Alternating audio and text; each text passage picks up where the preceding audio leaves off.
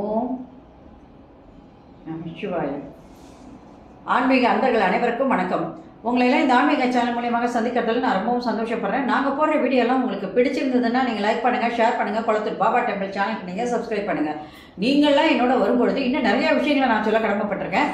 வாங்க இப்போ நம்ம வீடியோக்குள்ளே வரலாம். இன்னைக்கு மாணிக்க வாசகர் பெருமான் அருளிய திருவெம்பாவை பாடல் 11 பாடி அதற்கான விளக்கங்களை இப்போ நான் கொடுக்க வந்திருக்கேன். வாங்க இப்போ நம்ம வீடியோக்குள்ளே வரலாம். மொய்யார் தடம் பொய்கை புக்கு முகே என்ன கையால் குடைந்து குடைந்து உன் கடல் பாடி ஐயா வழியடியோம் வாழ்ந்தோம் கான் ஆர் அழல் போர் செய்யா வெந்நீர் ஆடி செல்வா சிறுமருங்குள் மையார் தடங்கண் மடந்தை மணவாளா ஐயா நீ ஆட்கொண்டு அருளையும் விளையாட்டில் உய்வார்கள் உய்யும் வகையெல்லாம் உயர்ந்தொழிந்தோம் எய்யாமற் காப்பாய் எவையேலோ ரெம்பாவாய். இது பாடல். இப்ப இந்த பாடலுக்கான விளக்கம். முதல்ல மாணிக்க வாசகர் இந்த பாட்டுல எதை முக்கியத்துவமாக கொள்கிறார், என்ன சொல்ல வரார் அப்படின்றத முதல்ல பார்க்கலாம். முக்கியத்துவமாக எதை சொல்கிறார்? ஆன்மாவை இறைவன் எவ்வாறெல்லாம் ஆட்கொள்வான் என்ற தன்மையை கூறுவதாக இப்பாடல் அமைந்துள்ளது. ஆன்மா எல்லா உயிர்களுக்குள்ளும் ஆன்மா இருக்கும். அந்த ஆன்மாவை எவ்வாறு ஆட்கொள்கிறான் இறைவன் என்பதை பற்றி தான் இந்த பாடல் சிறப்பாக கூறப்பட்டுள்ளது. வண்டுகள் மொய்க்கின்ற அகன்ற பொய்கையிலே தாமரை அல்லி குவளை மலர்கள் பூத்து குலுங்குகின்றன. அந்த பொய்கையிலே குழந்தைகள் குதித்து விளையாடுகின்ற போது எழும் சத்தம். பொய்யா தம் பொய்கை புக்கு முகே என்ன கையார் அப்படின்னு சொல்லும் போது குடைந்து குடைந்துன்னு சொல்றார். அந்த குவளை மலர்கள் பூத்து குலுங்குகின்ற அந்த பொய்கையிலே குழந்தைகள் குதித்து விளையாடுகின்ற போது எழுகின்ற சத்தம் முகே அப்படின்னு. மூழ்கீர் என்று புபுக்குன்னு முழுகிறாங்க இல்லையா, அந்த சத்தத்தை கூட அழகாக இங்க மாணிக்க வாசகர் சொல்றார். மூழ்கீர் என்று மூழ்கி கைகளால் நீரை குடைந்து குடைந்து தடாகத்தில் நீராடி நல்லா குடைஞ்சு குடைஞ்சு நீராடுறாங்க சந்தோஷமாக. கழல் அணிந்த உன் திருவடிகளை புகழ்ந்து பாடி, அந்த நேரத்தில் உன்னுடைய கழல் அணிந்த உன் திருவடிகளை புகழ்ந்து பாடுகிறார்கள். அந்த நேரத்தில் அந்த பேரின்பத்தை அவர்கள் அனுபவித்து வாழ்ந்தார்கள். அனுபவித்து வாழ்ந்தோம். அவர் எப்படிப்பட்டவர் சிவபெருமான்னா, நெருப்பு கனகன கனகனன்னு இருக்கும் போது அப்படியே சிகப்பு கலர்ல அப்படியே கனகன கனகனன்னு இருக்கும்.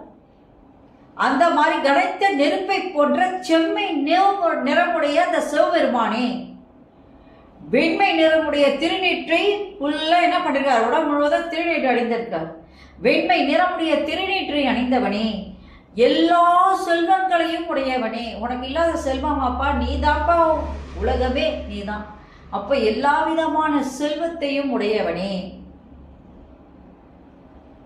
சிறிய இடையினையும் மை தீட்டிய அழகிய கண்களையும் உடைய உமாதேவியின் மணவாளனே அப்படின்னு சொல்றாரு. ஆர் அழல் போர் செய்யா வெந்நீர் ஆடி செல்வர் சிறு மருங்கில் மையார் தடங்கண் மடந்தை மணவாளா. அந்த மை தீட்டிய அழகிய கண்களை உடைய உமாதேவியினுடைய மணவாளனே.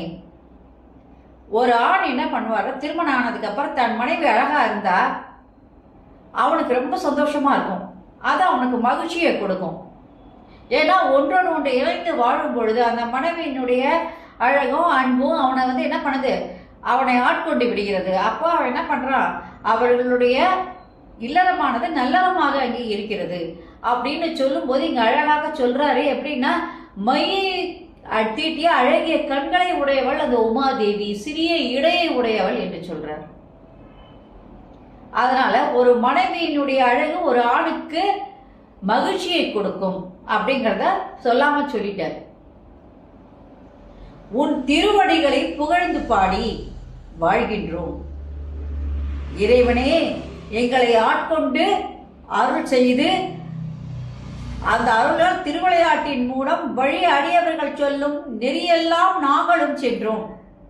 உன்னுடைய திருவிளையாடல் வழியாக அடியவர்கள் எப்படிலாம் போறான்னு என்ன திருவிளையாடல் பண்ற அதுபடி அடியவர்கள் என்ன பண்றாங்க, உன்னோட சென்றுட்டே இருக்காங்க. அவங்க போகும்போது நாமளும் அவங்க பாதையில வந்துகிட்டே தான் இருக்கோம். அதனால ஒரு ஆன்மாவை இறைவன் எவ்வாறு ஆட்கொள்ள வேண்டுமானால் அது மாயை என்ற மல மாயங்களை தூய்மை செய்து தன்னகத்தை சேர்த்து கொள்ள வேண்டும் என்பது இப்பாடல். மனசு தூய்மை உடையதாக இருக்கணும். ஆன்மா, இந்த ஆன்மாக்குள்ள எத்தனையோ இது இருக்கும், ஆசைகள் இருக்கும். அந்த ஆசைகள் தான் மாயைகள். அந்த மாயைகள்லாம் எப்பொழுது விலகுகிறதோ அப்பொழுது அந்த இறைவனோடு நாம் சேர்ந்து கொள்வோம். இறைவனை பார்க்கறதுக்கு நம்ம சொல்லுவோம் இறைவன் ரொம்ப தூரம். சில பேர் சொல்லுவாங்க ரொம்ப தூரத்தில் இருக்கார், சில கடவுள் அவரை பார்க்க முடியாது அப்படின்ற வானத்தில் இருக்காருன்னு. சில பேர் சொல்லுவாங்க கோயிலில் போனாதான் சாமியை பார்க்க முடியும் அப்படின்வாங்க. சில பேர் சொல்லுவாங்க வீட்டில் நாங்கள் போய் செய்யலாம் அதில் பார்க்கலாம் அப்படின்னு. சில பேர் சொல்லுவாங்க காணும் உருவம் எல்லாம் இறைவன் தான். ஆனால் இறைவன் எங்கே இருக்கிறாருன்னா உன் ஆன்மாக்குள்ள இருக்கிறார். உனக்குள்ளே இறைவன் இருக்கிறார். அதை உணர வேண்டுமானால் அந்த மாயை என்ற இருளை போக்க வேண்டும். அதற்கு அந்த இறைவனுடைய ஆசீர்வாதம் நமக்கு கண்டிப்பாக வேணும். உண்மையான அன்பு இருக்கும்போது நம்மளுடைய உடலெல்லாம் உருகி இல்லையா, உயிர் உருகி ஊன் உருகி நாம் இறைவனை நினைக்கும் பொழுது கண்டிப்பாக நம்ம இறைவனை அந்த ஆத்மாக்குள்ள உணர முடியும். பஞ்சபூதங்களையும் அடக்கிற மாதிரி நம்ம ஐம்புலன்களையும் அடக்க வேண்டும். அடக்கினா கண்டிப்பாக கடவுளை பார்க்கலாம் அப்படிங்கிறது தான் இந்த பாடலுடைய விளக்கமாகும். இப்போ இந்த பாடலுடைய சிறப்புக்கு வரலாம். அகன்ற தடாகத்தில் தாமரை அள்ளி குவளை மலர்கள்லாம் பூத்து குலுங்குதான். அந்த பூத்து குலுங்க அந்த வண்டுகள் என்ன பண்ணுது, அதை சுத்தி சுத்தி வருது. ஏன் வருது, வண்டுகள் மேல விற்குது. குவளை மலர்கள் பூத்து குலுங்குகின்றன. அந்த பொய்கையிலே என்ன பண்ணுதுன்னா வண்டுகள் அவங்க மேல பூத்து அந்த பூக்கள் மேல வருதுன்னா அந்த தேனை உறிஞ்சதுக்காக மொய்க்கின்றன. அந்த தடாகத்திலே குதித்து விளையாடும் போது எழும் சத்தத்தை கூட மாணிக்கவாசக பெருமான் அழகாக தான் பாடலில் விவரிக்கின்றார். நீரை குடைந்து குடைந்து கழல் அணிந்து அந்த இறைவன் திருவடிகளை பாடி ஆனந்தமாக நாங்கள் இருக்கின்றோம் இல்லையா.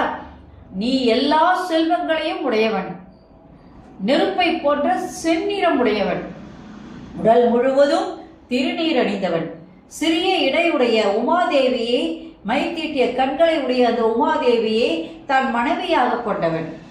ஐயனே, எங்கள் தலைவனே, எங்களை நீ ஆட்கொள்ள வேண்டும். எங்கள் மனதில் இருக்கின்ற அதாவது ஆசை என்கின்ற மாயையை நீ விலக்கி எங்களை ஆட்கொண்டு உன்னோடு எங்களை சேர்த்து கொள்ள வேண்டும் என்று மாணிக்க வாசகர் பாடும் பொழுது ஆன்மாவை இறைவன் எவ்வாறெல்லாம் ஆட்கொள்கிறான் என்று விவரித்து பாடியுள்ளார். நன்றி, வணக்கம். இந்த வீடியோ உங்களுக்கு பிடிச்சிருந்ததுன்னா நீங்கள் லைக் பண்ணுங்கள், ஷேர் பண்ணுங்கள். குளத்தூர் பாபா டெம்பிள் சேனலுக்கு நீங்கள் சப்ஸ்கிரைப் பண்ணுங்கள். நீங்கள்லாம் என்னோட வரும்பொழுது இன்னும் நிறைய விஷயங்கள் நான் சொல்ல கடமைப்பட்டிருக்கேன். நாளைக்கு திருவம்பாவை பாடல் 12 பாடி அதற்கான விளக்கங்களை சொல்கிறேன். ஓம் நம சிவாய, ஓம் நம சிவாய, அரகர மகாதேவா, சம்போ மகாதேவா. அனைவருக்கும் நலம் உண்டாகட்டும். Subscribe to my channel and please press the bell icon for more videos.